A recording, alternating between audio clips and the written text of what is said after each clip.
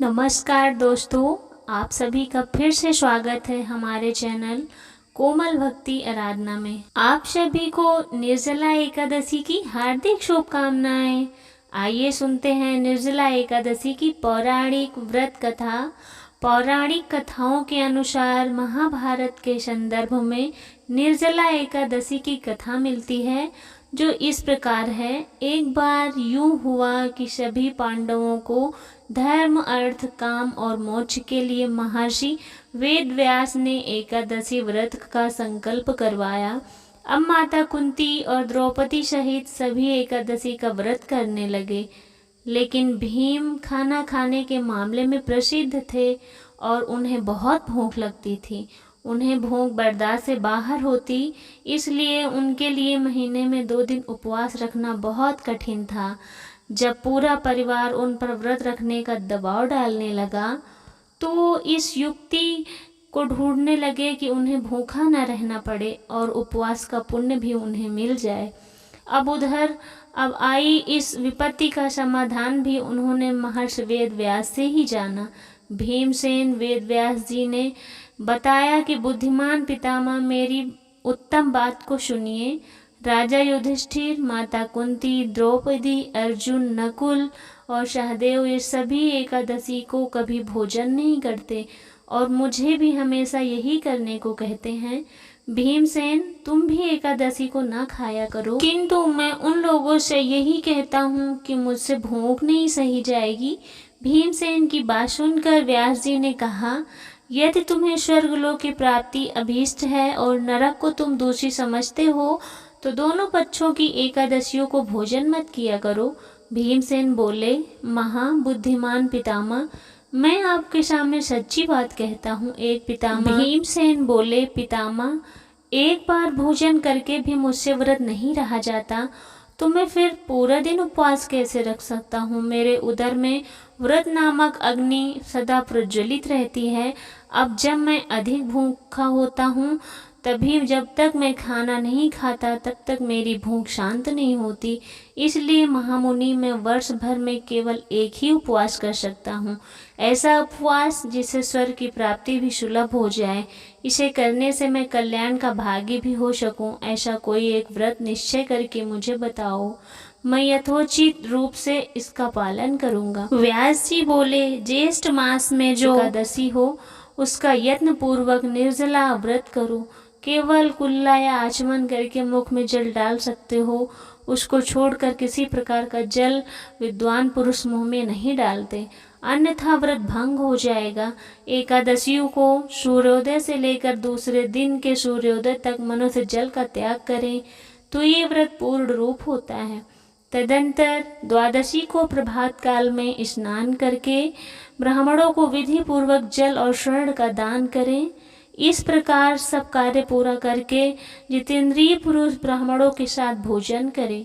वर्ष भर में जितनी एकादशियां होती हैं, उन सब का फल निर्जला एकादशी के सेवन से मनुष्य प्राप्त कर सकता है, इससे कोई संदेह नहीं है। शंख, चक्र और गदा धारण करके भगवान केशव ने मुझसे कहा था कि यदि मानव सबको छोड़कर मात्र मेरी शरण में आ जाए, एकादशी को निराहार रहे, तो वह सभी पापों से छूट जाता है। तो एकादशी व्रत करने वाले पुरुष के पास विशाल काय, विकराल आकृति और काले रंग वाले दंड, 5 भारी भयंकर वाले यमदूत नहीं आते।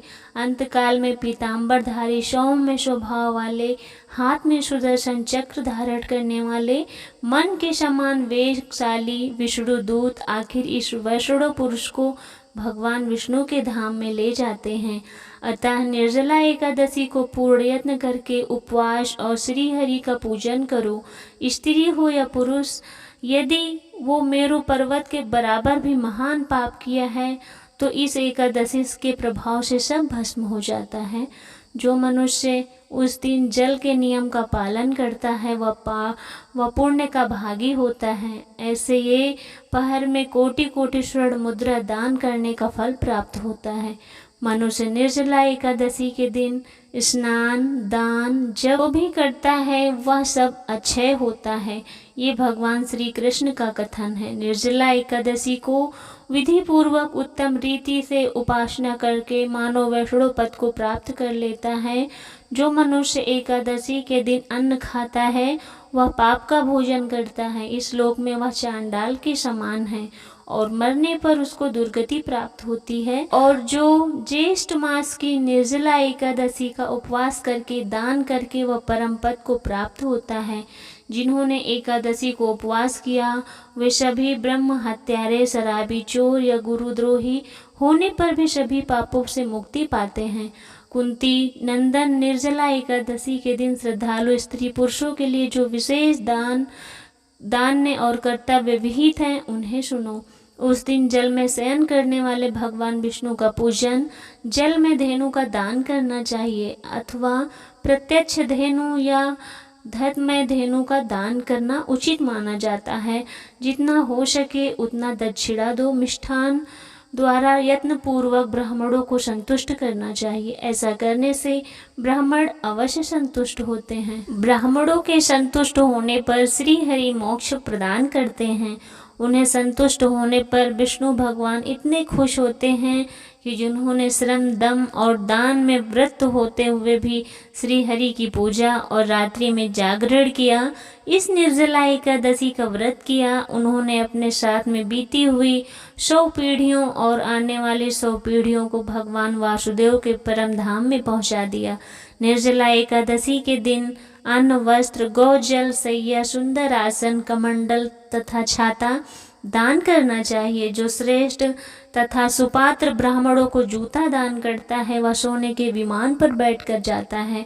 जो इस एकादशी की महिमा को भक्ति पूर्वक सुनता है उसका वर्णन स्वर्गलोक में भी होता है। चतुर्थी युक्ति अमावस्या को सूर्य ग्रहण के समय श्राद्ध करके मनुष्य जिस फल को प्राप्त करता है वही फल उसके श्रवण से भी प्राप्त होता है। पहले दंत धावन करके यह नियम करना चाहिए, मैं भगवान केशव की प्रसन्नता के लिए एकादशी को निराहार रखकर आचमन के सिवा दूसरे जल का भी त्याग करूंगा। द्वादशी को देवेश्वर भगवान विष्णु का पूजन करना चाहिए। गंध, फूल, पुष्प और सुंदर वस्त्र से विधि पूर्वक पूजन करके जल के घड़े का दान संकल्प करते हुए करना चाहिए। हमें कहना चाहिए कि संसार सागर से तारने वाले हे देवाधिदेव ऋषिकेश, इस जल के घड़े का दान करने से आप मुझे परम गति की प्राप्त करवाइए। भीमसेन, ज्येष्ठ माह के शुक्ल पक्ष की जो शुभ एकादशी होती है उसका निर्जला व्रत करना चाहिए। उस दिन श्रेष्ठ ब्राह्मणों को शक्कर के साथ जल के घड़े का भी दान करना चाहिए। ऐसा करने से मनुष्य भगवान विष्णु के समीप पहुंचकर आनंद का अनुभव करता है। और द्वादशी को ब्राह्मण भोजन कराने के बाद स्वयं भोजन करे। जो इस प्रकार पूर्ण रूप से पापनाशनी एकादशी का व्रत करता है वह सब पापों से मुक्त होकर आनंदमय पद को प्राप्त करता है। ये सुनकर भीमसेन ने इस शुभ एकादशी के व्रत को आरंभ किया। तब से यह लोक में पांडवी एकादशी या भीमसेनी एकादशी के नाम से विख्यात हुई। तो ये निर्जला एकादशी की व्रत कथा आपको कैसी लगी कमेंट बॉक्स में ज़रूर बताएं और चैनल को लाइक करें, सब्सक्राइब करें। आपके एक छोटे से लाइक से मुझे बहुत हिम्मत मिलती है। मिलते हैं नेक्स्ट वीडियो के साथ, तब तक के लिए ओम नमो भगवते वासुदेवाय नमः।